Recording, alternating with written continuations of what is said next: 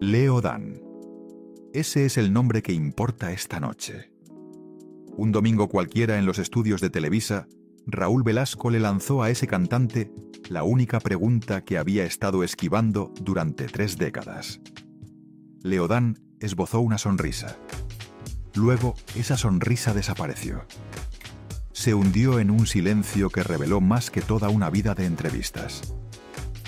Porque durante 15 años, el galán cuyas canciones acompañaban a tu madre en la cocina cruzaba el umbral de una casa siniestra en la colonia Roma.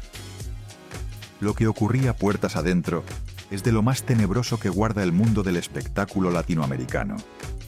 Allí, una anciana vestida de negro abría cuerpos humanos con un cuchillo de carnicero, sin anestesia ni quirófano. Allí se colaba la esposa del presidente de México por la puerta de servicio, sin escoltas, escondiéndose de su propio marido. Allí, un científico de la UNAM registraba cada intervención con una cámara oculta. Años más tarde, se esfumó sin dejar rastro y nunca nadie lo encontró. ¿Y qué hacía Leo Dan en medio de todo aquello? Algo que pone la piel de gallina. Algo que él mismo confesó en un libro pequeño publicado en 1987 y que después mandó retirar. Tras aquella publicación, no volvió a abrir la boca sobre el asunto. Hasta que 11 días antes de morir, ya consumido por dentro, dejó escapar una confesión que destruye la imagen del ídolo que tu generación adoró. Pasé 3 semanas revisando archivos de Televisa, entrevistas inéditas y ese mismo libro que la industria del bolero ordenó sacar de circulación a los 6 meses de aparecer. Porque después de escuchar lo que voy a contar, Mary es mi amor ya no va a sonar de la misma manera. Antes de entender qué sucedía en aquella sala, hay algo fundamental que necesitas saber sobre Leo Dan. Algo que arrancó mucho antes, en un pueblo argentino donde nadie prestaba atención, en una casa de adobe donde un niño descubrió que sus manos tenían algo extraño que ni él mismo era capaz de comprender. El 22 de marzo de 1942, en una estación de tren perdida en la provincia de Santiago del Estero, vino al mundo Leopoldo Dante Tevez. El pueblo se llamaba Atamisqui. 200 casas, una iglesia, un almacén. Lo demás era monte y polvo. La gente vivía de la tierra y de la oración. Cuando alguien caía gravemente enfermo, no había médico disponible. Había curandera, había rezador, había personas del pueblo que conocían hierbas y oraciones transmitidas de madre a hija desde antes de la llegada de los españoles. Si te gusta este contenido, suscríbete para no perderte ninguna historia oculta. La familia Tevez sembraba zapallos, criaba cabras y chanchos. El padre labraba la tierra de sol a sol y volvía a casa con las manos agrietadas. La madre rezaba el rosario cada noche frente a una imagen de la Virgen del Valle. Leopoldo era el menor de 5 hermanos, el más callado, el que se quedaba en el patio mirando las estrellas mientras los otros jugaban. A los 5 años aprendió a tocar la armónica que había pertenecido al abuelo. A los 6, la guitarra criolla. A los 7, la familia se trasladó a un caserío todavía más humilde, llamado Puerta de los Cerros. La nueva vivienda era una sola habitación con piso de tierra. Las cabras dormían a unos metros de la cama. El agua se sacaba de un aljibe a 200 metros de distancia. Allí Leopoldo se escondía detrás del corral y tocaba entre las cabras. Componía sus primeras canciones para una tía enferma que guardaba cama. Esa tía vivía con la familia desde antes de que Leopoldo naciera. La habían recogido cuando enviudó, siendo muy joven.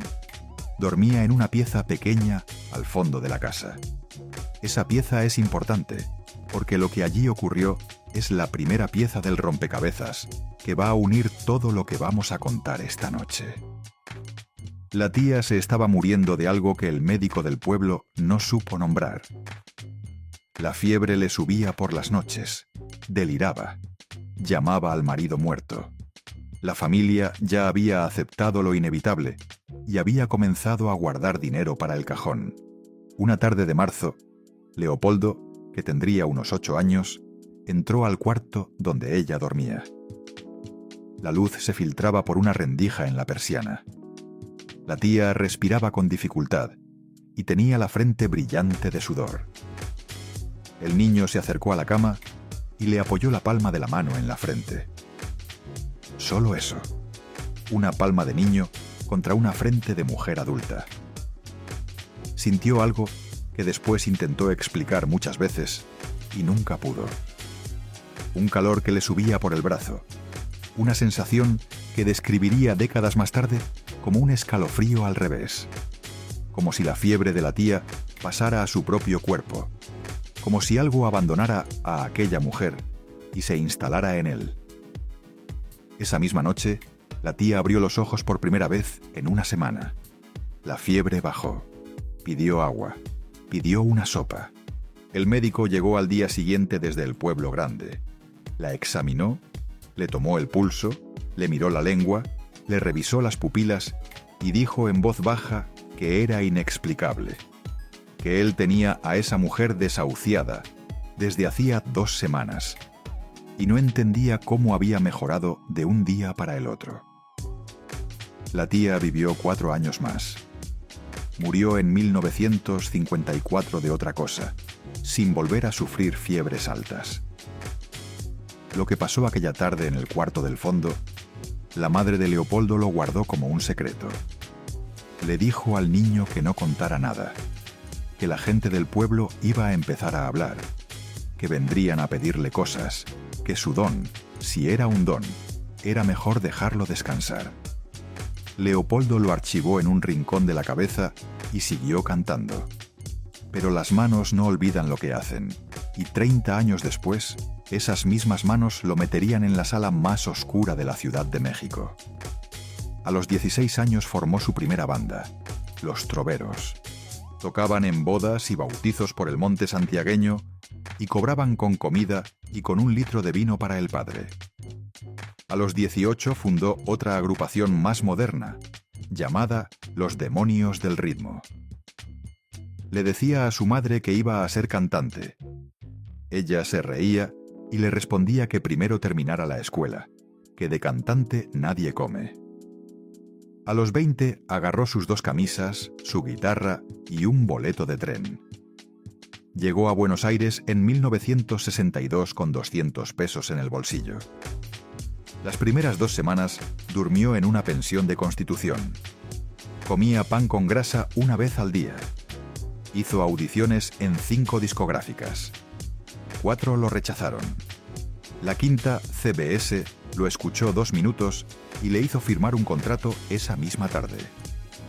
En menos de 1 año, lanzó una canción llamada Celia. Vendió 100.000 copias en 2 meses. La radio la pasaba cada cuarto de hora. Leopoldo Dante Tevez, el chico de Atamisqui, se convirtió en Leo Dan. El nombre lo armó con las primeras letras de sus 2 nombres de pila. Leo de Leopoldo, Dan de Dante. Le pareció elegante, internacional, fácil de recordar. El éxito fue rápido y brutal.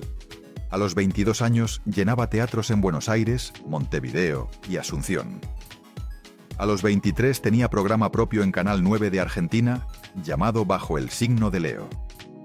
Las fanáticas le rompían la ropa al salir del estudio. La policía tuvo que escoltarlo en varios shows. Una noche en Rosario, la cola para entrar al teatro tenía 7 cuadras, y la prensa habló de disturbios. En 1966 ocurrió algo que él recordaría toda la vida. Estaba filmando una película titulada «¿Cómo te extraño, mi amor?». La rodaban en la costa atlántica argentina, en plena temporada de verano.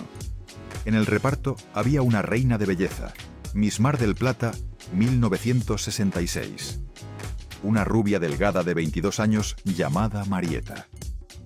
La vio bajar de la limusina del estudio. Le ofreció un café. Hablaron 3 horas. 20 días después, se casaban en una iglesia pequeña de Buenos Aires con 15 invitados. La canción Mary es mi amor. La compuso esa misma noche en un cuaderno escolar mientras Marieta dormía a su lado. El primer hijo, Nicolás, nació al año siguiente. Después llegaron 2 hijas, Mariana y Vanessa. La familia se mudó primero a Madrid, donde Leo Dan grabó 4 discos en una compañía española. 4 años más tarde, en 1970, tomó a su esposa y a sus hijos pequeños y se instaló en la Ciudad de México. Dijo que era por una gira. Se quedó 10 años. Y allí empezó todo. Porque había algo ocurriendo en la Ciudad de México en aquellos años. Algo que la mayoría de la gente en este país recuerda de oídas, como una leyenda urbana que la abuela contaba con miedo. En la Plaza Río de Janeiro, en la colonia Roma, existía una casa. Una casa que los vecinos del barrio llamaban la Casa de las Brujas, por su arquitectura gótica de 3 torres puntiagudas. Construida a principios del siglo XX por un arquitecto extranjero, tenía un aspecto que no encajaba con el resto de la avenida. Pasillos oscuros, vitrales con figuras antiguas, escaleras de madera que crujían. En uno de los departamentos del segundo piso vivía una mujer que iba a cambiar la historia oculta de México. Se llamaba Bárbara Guerrero. Había nacido el 12 de octubre de 1900 en un pueblo de Chihuahua, llamado Hidalgo del Parral. La gente la conocía como Pachita. Su historia, antes de la Casa de las Brujas, era la de una mujer humilde que había servido de soldadera durante la Revolución Mexicana. Había seguido al ejército por todo el norte. Había visto morir hombres. Había aprendido a coser heridas con hilo común. Había dado de comer a los hambrientos en los campamentos. Cuando la revolución terminó, Pachita se mudó a la capital con un marido que la abandonó al poco tiempo. Tuvo 5 hijos. 3 murieron pequeños. Para sobrevivir trabajó de lavandera, de costurera, de partera en barrios pobres. Y empezó a curar. Primero con hierbas, después con oraciones, después con algo más que ella misma no podía explicar. Para los años 50, la fama de Pachita corría por las colonias populares de la Ciudad de México, por el rumbo de Tepito y la colonia Doctores. La gente subía a su casa con ofrendas. Una gallina, 1 kilo de tortillas, una vela. Pachita no cobraba. Atendía a quien llegara. Sus consultas duraban horas. Tenía el pelo blanco recogido. Vestía siempre de negro. Atendía sentada en una silla de madera con un altar al fondo del cuarto, donde se alzaba una figura de Cuauhtémoc, el último tlatoani mexica, el guerrero al que los españoles torturaron, quemándole los pies cuando se negó a entregar el oro de Tenochtitlán. La figura tenía un penacho de plumas, una lanza pequeña y un escudo. Le ponía flores frescas cada día. Pachita decía que el espíritu de Cuauhtémoc se le metía en el cuerpo, que ella no operaba a nadie, que era el guerrero muerto, hacía 5 siglos, quien entraba en sus manos y hacía el trabajo. Cuando caía en trance, su voz cambiaba. Hablaba grueso, masculino. Pedía un cuchillo. Le decía a su asistente, con un tono distinto al suyo de mujer mayor, que trajera al enfermo. El cuchillo era de monte, un cuchillo de carnicero, comprado en el mercado de la Merced, con cinta aislante negra enrollada en el mango porque la madera estaba rota. Sin esterilizar, sin alcohol, sin guantes. Pachita usaba el mismo cuchillo cada vez. Lo lavaba después de cada operación con agua de la llave y lo guardaba en un cajón debajo del altar. Pachita acostaba al enfermo en una cama de madera oscura, cubierta con una sábana blanca sin almohada. Le abría el abdomen, la cabeza, el pecho, sin anestesia. La gente que iba juraba que sentía dolor, pero no podía moverse. Como si el cuerpo se paralizara mientras la mente permanecía despierta. Decían que extraía órganos dañados y los reemplazaba por otros que aparecían de la nada en el aire. La habitación se llenaba de un olor metálico a sangre fresca. Una asistente recogía los pedazos de carne en un balde. Cuando terminaba, cerraba la herida pasando 2 dedos y luego la palma de la mano sobre el corte. La cicatriz quedaba a la vista. Rosada, fresca, sin puntos, sin venda. 3 días de reposo y a casa. Pachita se sentaba en el patio a fumar un cigarro mientras el siguiente paciente subía la escalera. Eso decían los que iban, y los que iban no eran cualquier persona.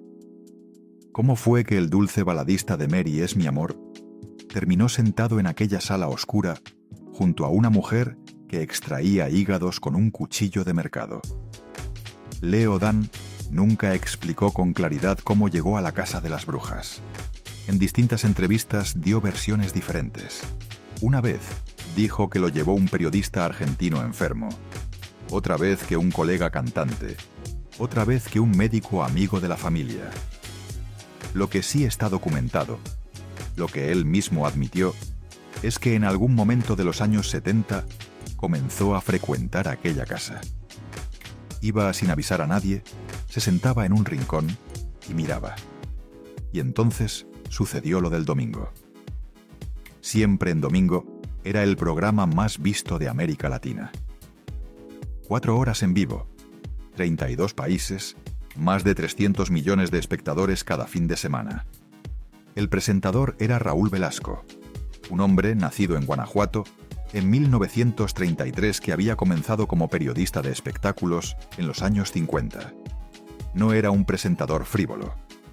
Hacía investigación, leía libros, preparaba cada entrevista durante días y tenía su propia editorial pequeña donde publicaba ensayos sobre temas que le interesaban.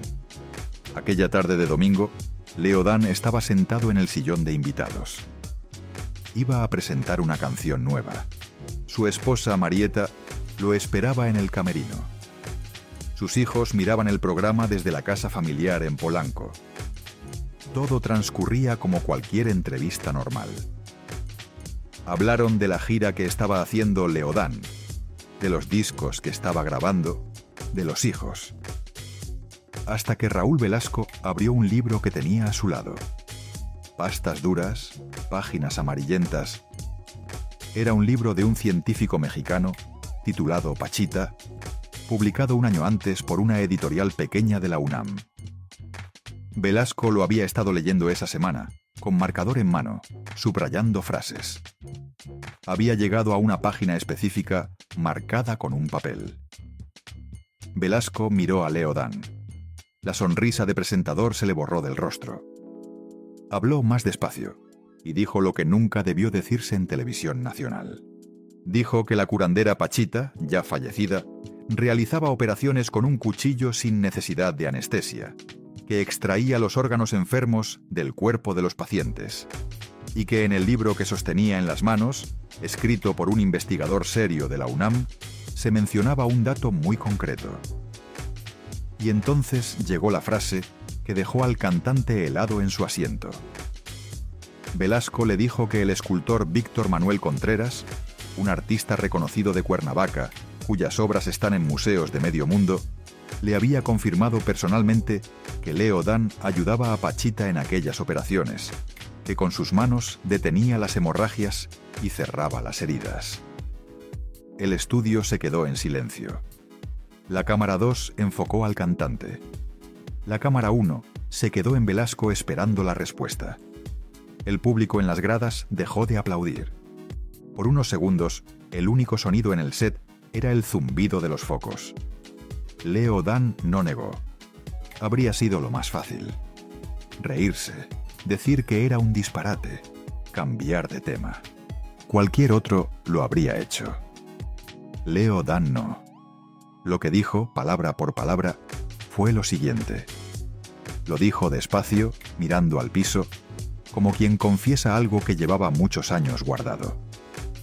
Dijo que él había conocido a Pachita, que lo que vio para él fue un mundo nuevo, una cosa extraordinaria, que él mismo había llevado médicos amigos para que presenciaran lo que ella hacía, y que Pachita realizaba cosas maravillosas que si las contaba en ese momento, la gente iba a decir que estaba loco.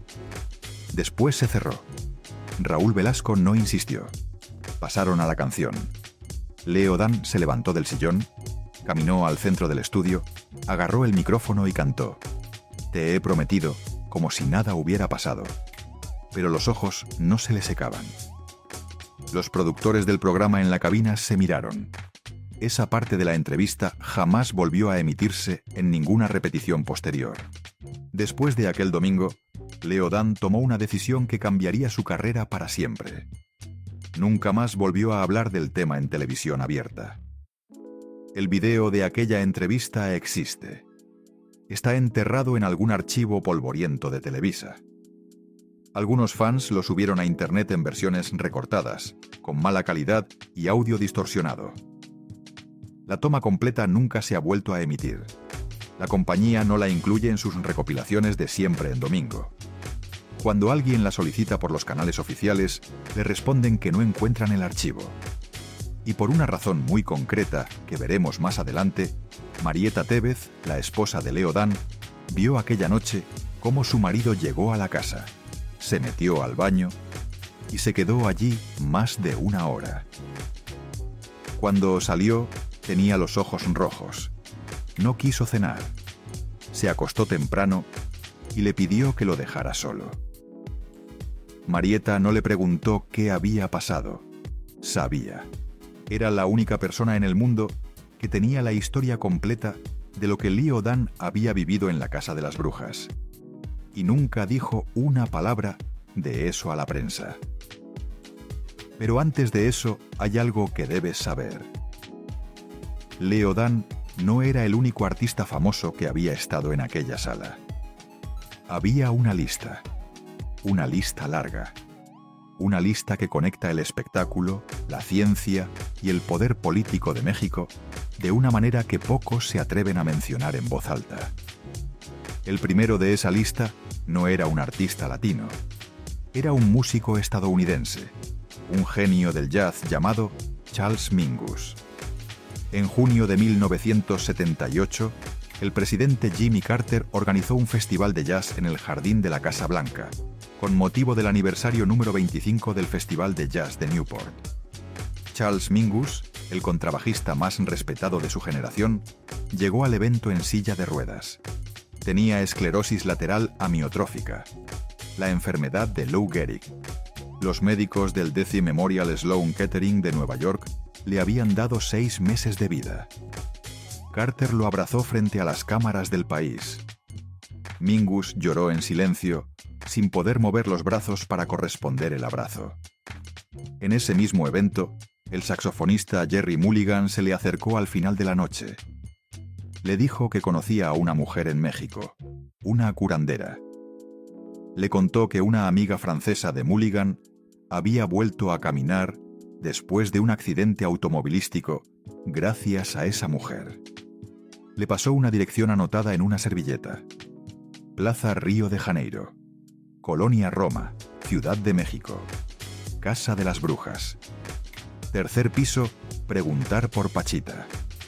3 semanas después, Charles Mingus aterrizó en la Ciudad de México en un avión privado pagado por su esposa, Sue Mingus. Lo bajaron en ambulancia. Había una unidad médica completa esperándolo en el aeropuerto Benito Juárez. Lo subieron por la escalera del edificio de la Plaza Río de Janeiro en una camilla, con 2 enfermeras y un médico personal. Sue Mingus contaría la escena en un libro publicado años después. Pachita estaba en su silla de madera, vestida de negro como siempre. Cuando Mingus entró al cuarto, ella se levantó con dificultad. Caminó hacia él. Lo miró durante medio minuto sin decir palabra. Luego habló con su voz de mujer cualquiera, no la voz masculina del trance. Sin tocar al músico, sin examinarlo, dijo lo siguiente: que él tenía un virus vivo en los nervios, que ese virus le estaba comiendo la conexión entre el cerebro y los músculos, que era un virus que no aparecía en los libros de medicina y que iba a morir pronto.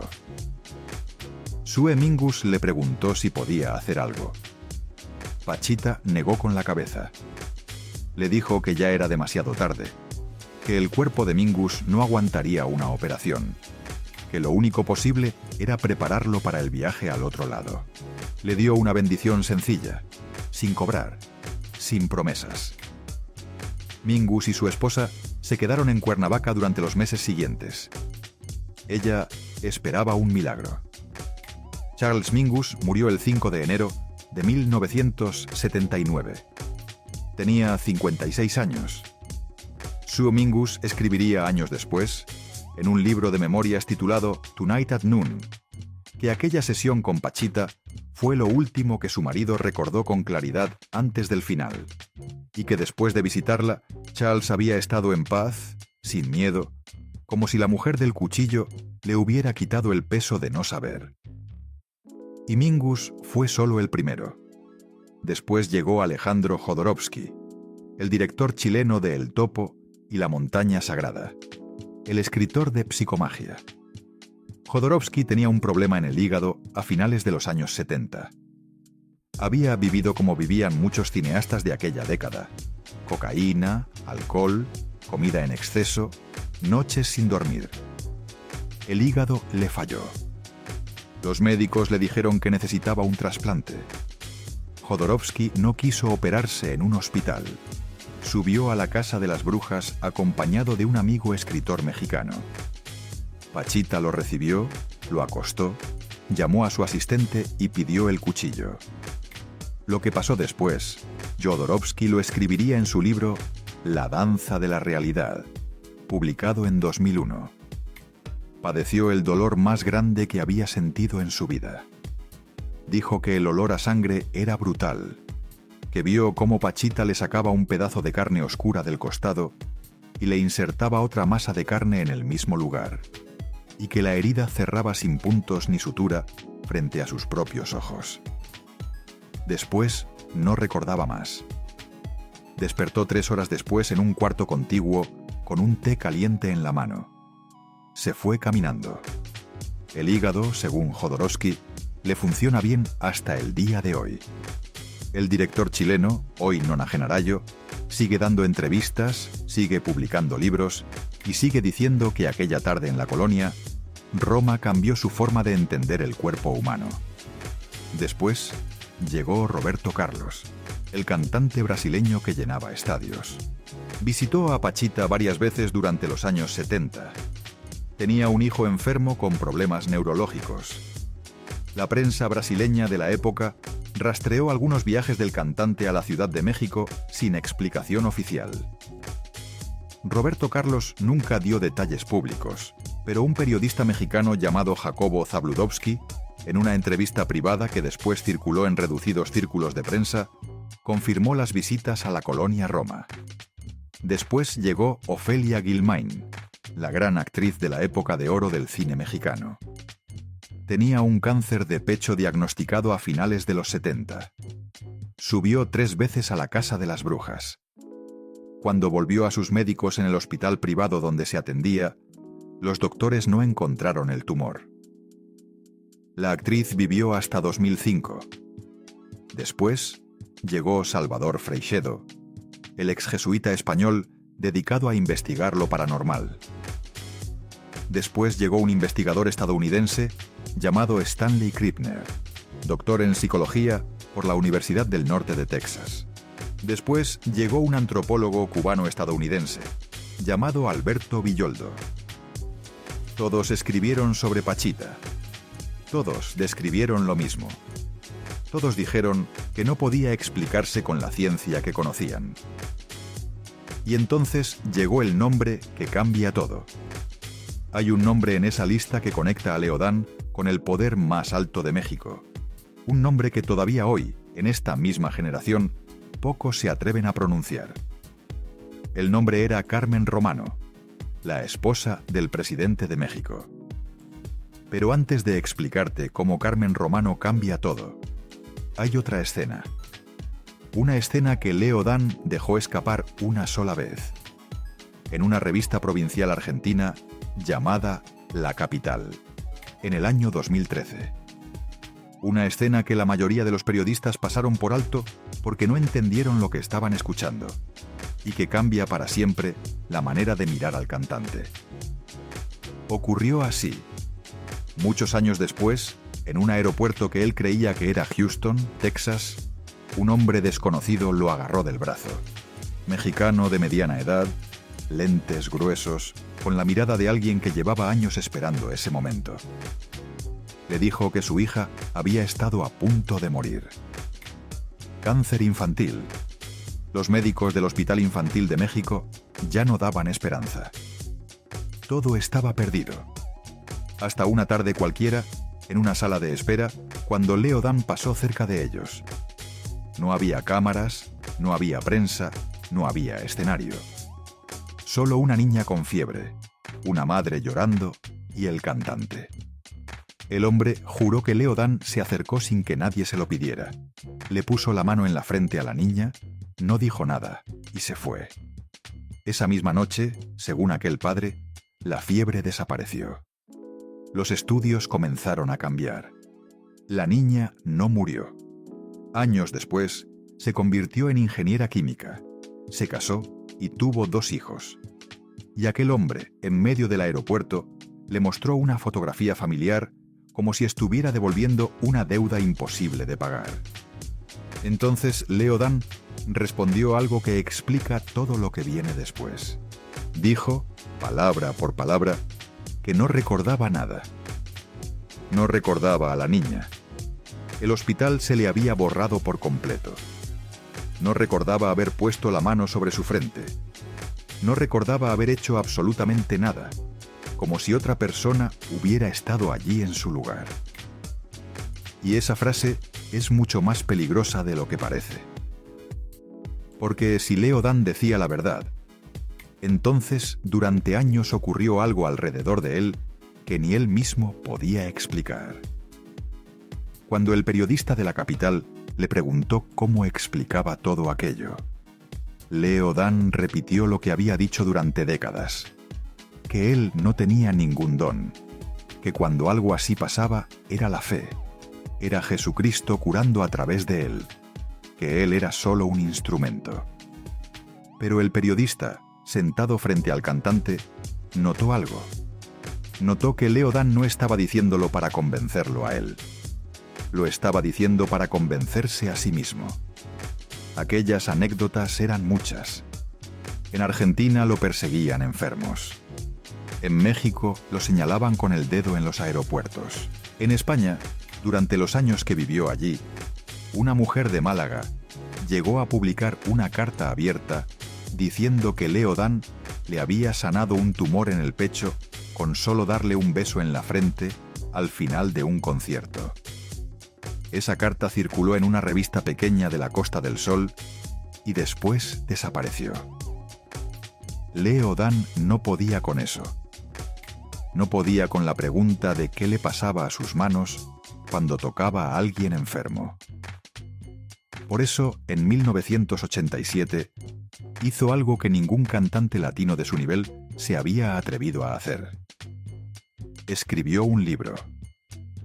El libro se llamó Un pequeño grito de fe. Lo publicó en una editorial pequeña de Buenos Aires llamada Bonum, una editorial católica con tradición de imprimir libros religiosos. Tiraje corto, 5.000 ejemplares, sin promoción televisiva, sin entrevistas en radio. La portada era sencilla, una cruz dorada sobre fondo azul. 180 páginas. El libro contaba en primera persona su relación con Pachita, las cosas que vio, las cosas que sintió, la gente que se le acercaba a pedirle que la sanara. Y su confesión final, que él mismo no entendía qué pasaba con sus manos, pero que tenía miedo de averiguarlo.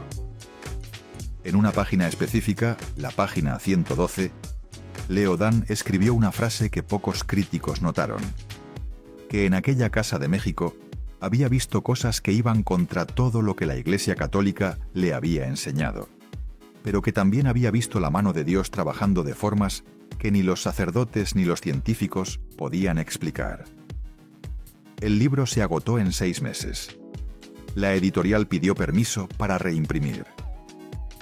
Leo Dan, según un testimonio del editor que circuló años después, pidió que no se reimprimiera. Pidió que se retirara de la venta. Dijo que se había arrepentido de algunas frases. La editorial respetó la decisión. Las copias que quedaban se distribuyeron entre conventos católicos de Argentina y se acabaron. Hoy, una copia original cuesta cientos de dólares en el mercado de coleccionistas. Las pocas que sobreviven están en bibliotecas privadas de Argentina y México. Una de ellas, según un dato que aparece en una tesis universitaria, está en la biblioteca personal de la familia López Portillo, en la Ciudad de México. Leo Dan, durante el resto de su vida, casi no volvió a mencionar el libro. Cuando alguien le preguntaba en una entrevista, cambiaba de tema rápidamente. Decía que era un libro religioso, que solo hablaba de la oración, que no había que darle más importancia. Esa fue la versión oficial durante 37 años. El libro hablaba de mucho más. Mencionaba a una mujer en México con un don sobrenatural. Mencionaba al espíritu de Cuauhtémoc. Mencionaba operaciones imposibles donde aparecían órganos de la nada. Mencionaba al cantante poniendo las manos sobre los cuerpos para detener hemorragias. Y mencionaba, en una página específica, que aquella protección que rodeaba a la curandera provenía desde lo más alto del poder político mexicano. Y aquí es donde entra Carmen Romano. Carmen Romano era la esposa de José López Portillo, presidente de México entre 1976 y 1982. Una mujer culta, pianista de formación, mecenas del arte. Había estudiado música en el Conservatorio Nacional. Había dado conciertos privados en Bellas Artes. Era amiga personal de Plácido Domingo y de Luciano Pavarotti. Y según múltiples testimonios documentados después del sexenio, era paciente regular de Pachita. Durante todo aquel mandato presidencial, Carmen Romano subía a la Casa de las Brujas en una camioneta sin placas oficiales, sin guardaespaldas a la vista, aunque 4 hombres del Estado Mayor Presidencial vigilaban el edificio desde un auto estacionado en la esquina. Entraba por la puerta de servicio. Pachita la atendía sin público. Después, salía como si nada hubiera pasado. La gente del barrio la veía y se hacía la desentendida. Era el secreto a voces de la colonia Roma en aquellos años. Pero la cosa no terminaba en Carmen Romano. La hermana del presidente López Portillo, una mujer llamada Margarita López Portillo, que era directora de radio, televisión y cinematografía durante el sexenio, fue quien le presentó a Pachita a un científico mexicano de la UNAM en 1977. Un neurofisiólogo joven y brillante, fanático de la cábala judía. El nombre del científico era Jacobo Grinberg. Y Jacobo Grinberg es la pieza que conecta todo lo que estás escuchando con algo mucho más oscuro. Margarita López Portillo era una mujer poderosa por derecho propio. Controlaba toda la programación de televisión y cine del Estado mexicano durante el sexenio de su hermano. Conocía a todos los artistas, a todos los presentadores, a todos los productores. Era, según un libro publicado años después por un periodista mexicano, una de las personas más temidas del medio. Y era una de las pacientes regulares de Pachita. Esta es la conexión que pocos se atreven a hacer. Margarita López Portillo, hermana del presidente, controlaba de facto la producción televisiva del Estado. Televisa producía Siempre en Domingo. Siempre en Domingo era el programa de Raúl Velasco. Cuando Raúl Velasco confrontó a Leo Dan en vivo sobre Pachita, lo hizo después del sexenio López Portillo, cuando Margarita ya no tenía el poder formal sobre los medios. Pero la red de protección seguía en pie. La gente que había estado en aquel círculo seguía protegiendo el secreto. Por eso la grabación completa nunca volvió a salir al aire. Por eso el libro de Leo Dan se agotó y nunca se reeditó. Por eso ningún periodista mexicano de los grandes medios publicó nunca un reportaje serio sobre Pachita durante los años 70 y 80. Y por eso Jacobo Grinberg, el único que documentó todo con rigor científico, terminó como terminó. Porque a Jacobo Grinberg, en 1994, lo desaparecieron. Literalmente. Y nunca se volvió a saber de él. Antes de llegar a la desaparición, debes entender quién era este hombre, porque la magnitud de lo que ocurrió solo se comprende al conocer el peso que tenía. Jacobo Grinberg Silberbaum nació en la Ciudad de México el 12 de diciembre de 1946, hijo de inmigrantes judíos europeos que habían huido del Holocausto. Su madre murió de un tumor cerebral cuando él tenía 12 años. La operaron en un hospital de la capital. El tumor era maligno. La cirugía no salió bien. Esa muerte lo marcó. Decidió, según contaría décadas después, dedicar su vida a entender cómo funciona la mente humana. ¿Cómo es posible que un cerebro de 1,5 kilos pueda generar pensamientos, sueños y dolor? Estudió psicología en la UNAM. Hizo el doctorado en Nueva York, en el Brain Research Institute, tras ganar una beca competitiva. Estudió Cábala con rabinos en Safed, Israel, durante 1 año. Aprendió budismo zen. Aprendió meditación tibetana. Volvió a México con una idea fija: aplicar el método científico con instrumentos de medición a las prácticas espirituales que la cultura occidental había desechado. Fundó 2 cosas. Primero, el Instituto Nacional para el Estudio de la Conciencia dentro de la Universidad Autónoma. Después, el Laboratorio de Psicofisiología en la UNAM. Publicó más de 50 libros sobre temas que ningún otro científico mexicano se atrevía a tocar: telepatía, telequinesis, visión remota, estados alterados de conciencia. Llevó la neurofisiología mexicana al mapa internacional. Sus artículos aparecieron en revistas como Physics Essays y el International Journal of Neuroscience. En 1977, la hermana del presidente le presentó a Pachita. Grinberg, que era científico hasta los huesos, fue a verla con la intención de desenmascararla. Llevó instrumentos, cámaras de 16 milímetros y testigos. Estuvo más de 1 año documentando cada operación. Filmó decenas de cirugías, tomó fotografías, recogió muestras de los órganos extraídos y las llevó al laboratorio.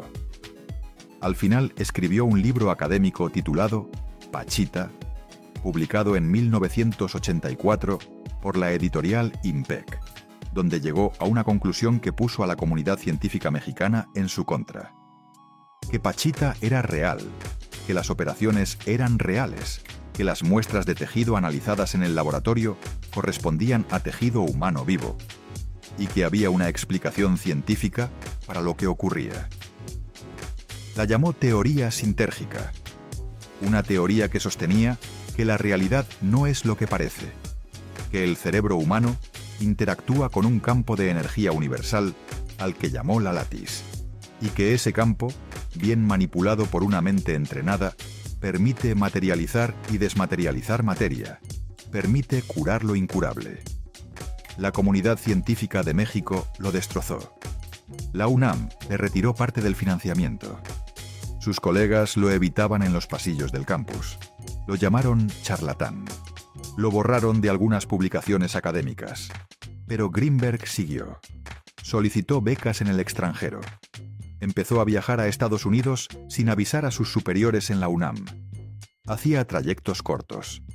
1 semana fuera, volvía sin decir dónde había estado. Y en algún momento, según los archivos desclasificados de la CIA en 2017, comenzó a colaborar con una agencia que pocos conocen. Lo que vino después es difícil de creer, pero está documentado en papeles oficiales del gobierno de Estados Unidos. El proyecto se llamaba Stargate. Era un programa secreto de la CIA y el Departamento de Defensa que había comenzado en los años 50 bajo el nombre de MK Ultra y que en los años 80 había cambiado de nombre.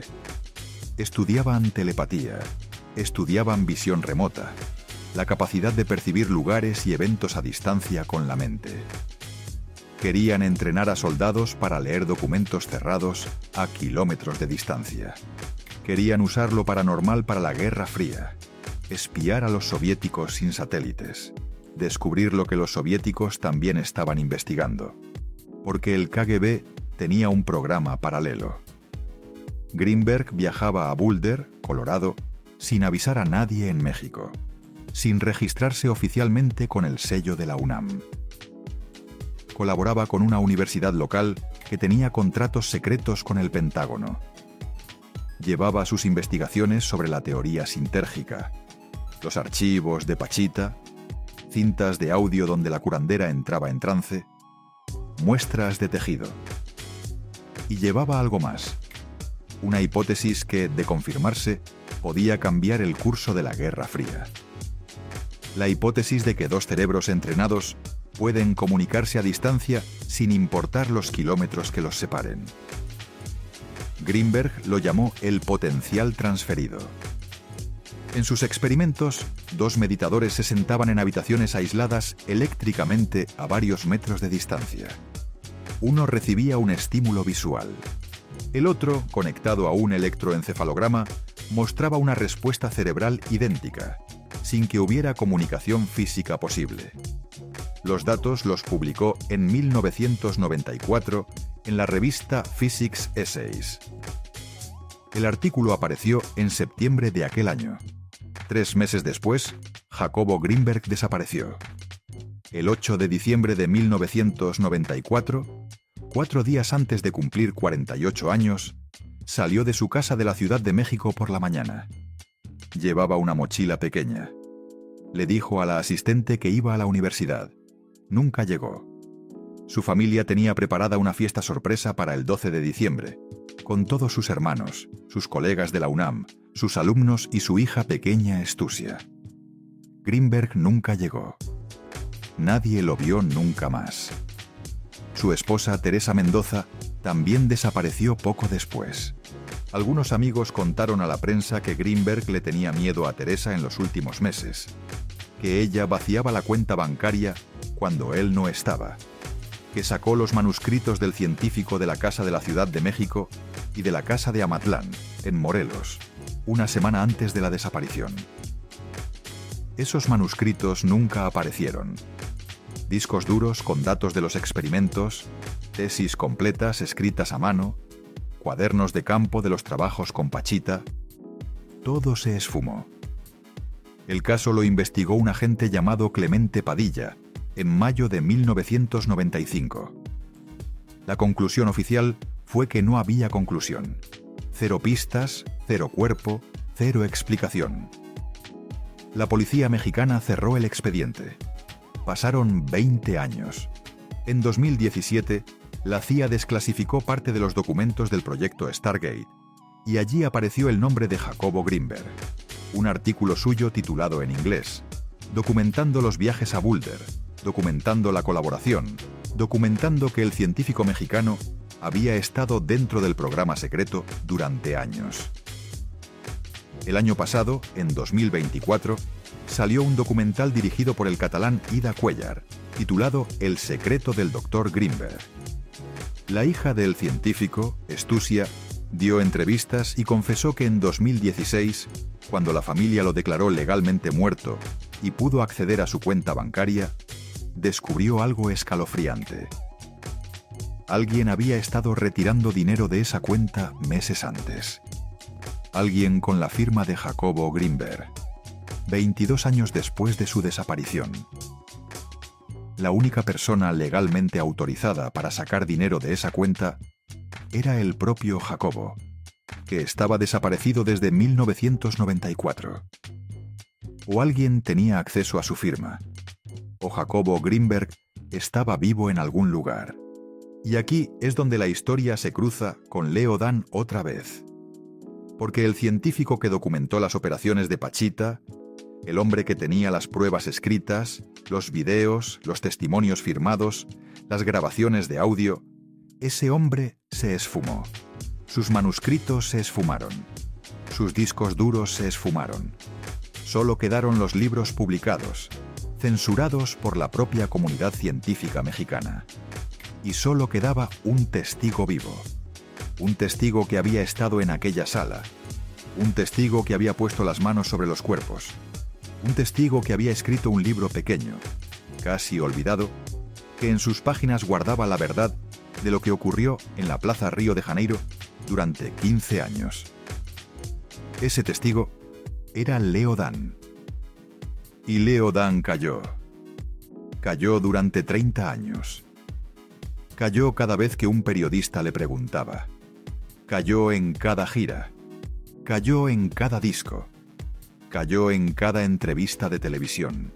Solo dejaba escapar pequeños fragmentos, pequeñas anécdotas, como la de la niña en el aeropuerto, como la frase de la entrevista en la capital. Pero nunca contó la historia completa.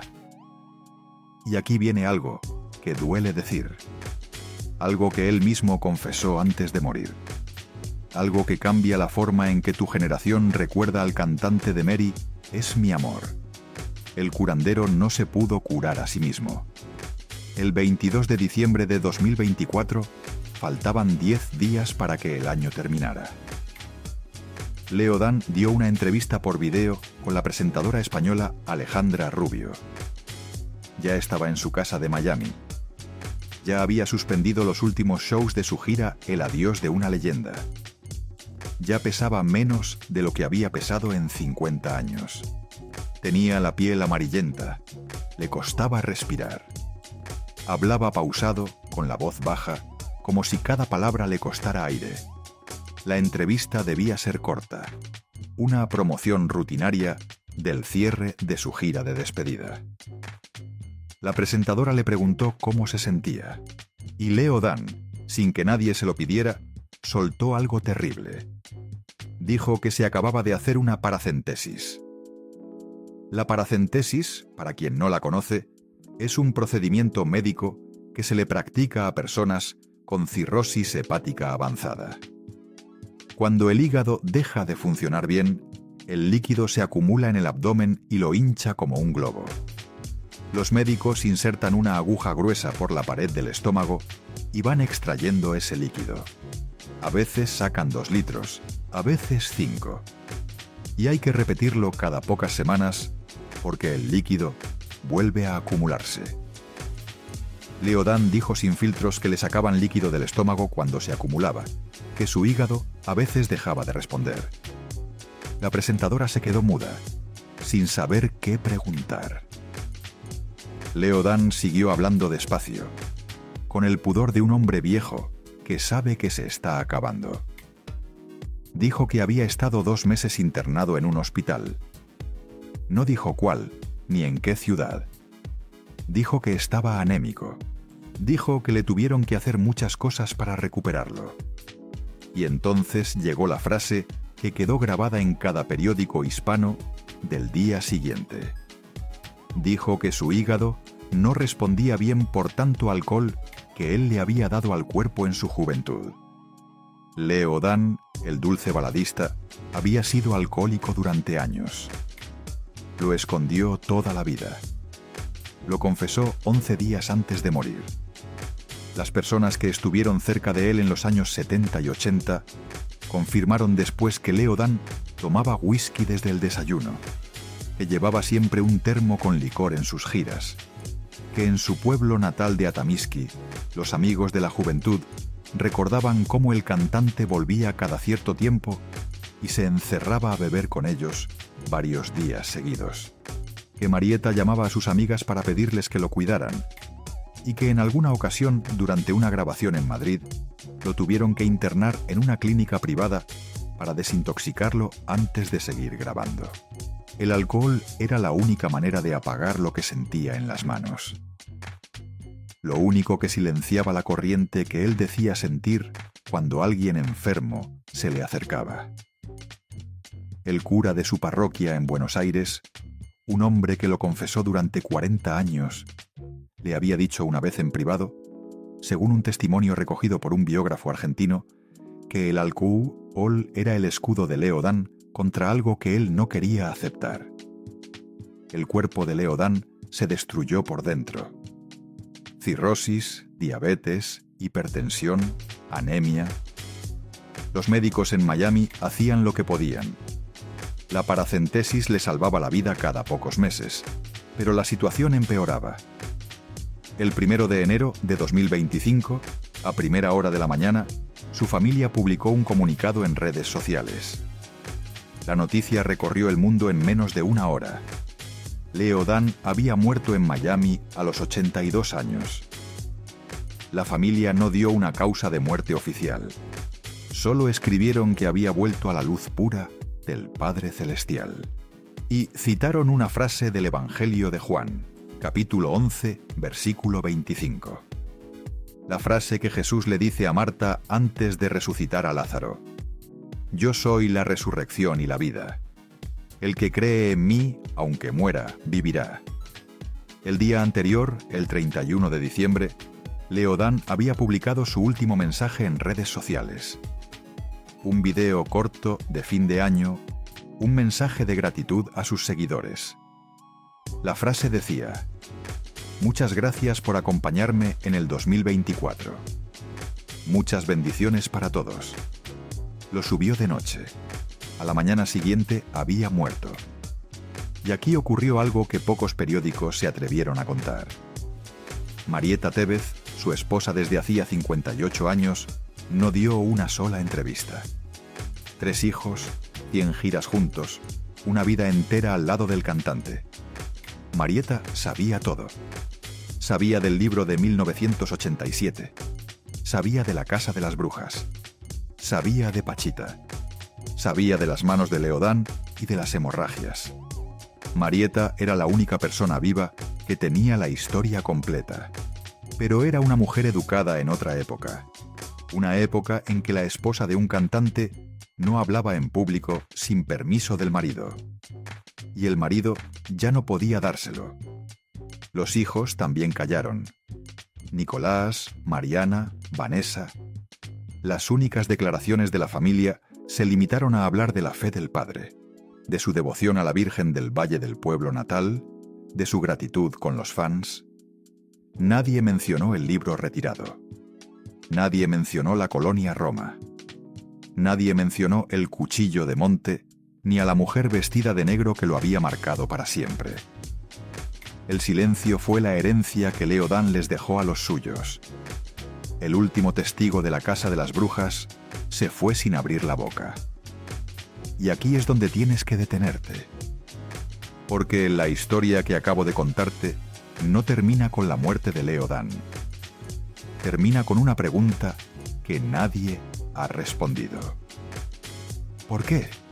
¿Por qué un hombre que había sentido en sus manos algo que él mismo no podía entender? Un hombre que había escrito un libro completo sobre la fe y la sanación. Un hombre que conocía a los protagonistas, los nombres, las fechas, las direcciones. Prefirió morir antes que contar la verdad. La respuesta tiene 3 capas, y cada una es más oscura que la anterior. La primera capa es la más obvia. Leo Dan tenía miedo a perder su carrera. La industria del bolero romántico no podía permitirse un cantante asociado con curanderos, espíritus aztecas y operaciones sin anestesia. Habría sido el final. Sus discos no se habrían vendido. Su público de mujeres maduras lo habría abandonado. Por eso, cuando Raúl Velasco lo confrontó en vivo, él dijo solo lo justo. Después, se cerró para siempre. La segunda capa es más profunda. Leo Dan estaba protegido, pero también estaba vigilado. El círculo que protegía a Pachita, el mismo círculo donde estaba la esposa del presidente de México, no quería testigos hablando. Cuando Jacobo Greenberg empezó a publicar libros con detalles concretos, lo desaparecieron. Cuando los manuscritos amenazaban con salir a la luz, los robaron. Leo Dan vio lo que le pasó a Greenberg. Vio lo que ocurrió con el científico al que Pachita le había abierto las puertas. Y entendió la lección. La tercera capa, la que pocos se atreven a mencionar, es la más oscura. Leo Dan tenía miedo de su propio don. Y tenía razón en tenerlo. Porque si lo que Víctor Manuel Contreras le contó a Raúl Velasco era cierto, si Leo Dan realmente detenía hemorragias y cerraba heridas con sus manos, entonces el cantante que tu generación recuerda como el galán de Te he prometido, tenía una capacidad que él mismo no podía controlar.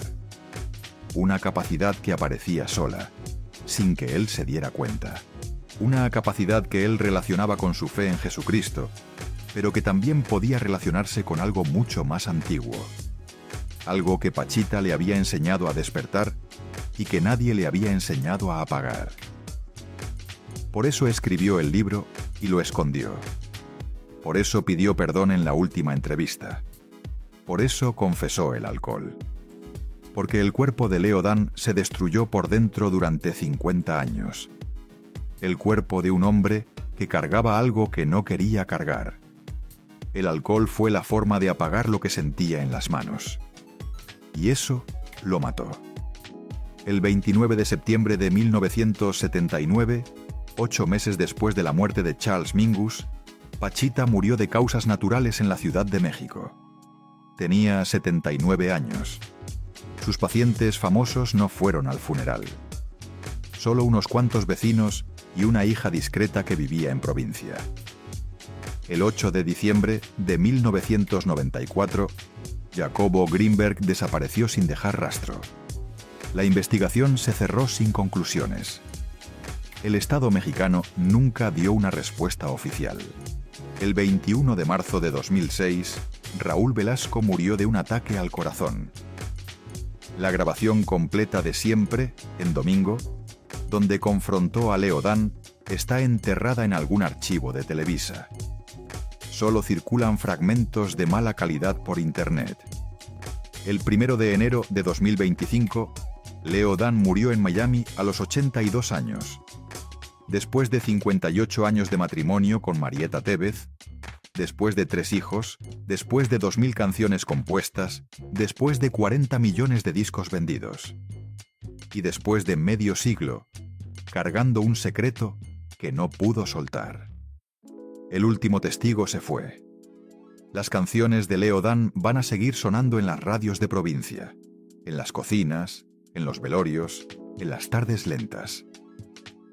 Pero ahora, cada vez que escuches esa voz, vas a saber lo que el cantante guardaba detrás. Lo que aprendió en una sala oscura de la Plaza Río de Janeiro. Lo que se llevó al silencio el primer día del año pasado. Hay otra historia que tu generación necesita conocer esta misma noche.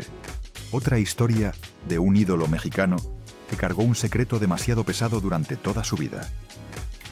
Pero esta es peor. Mucho peor.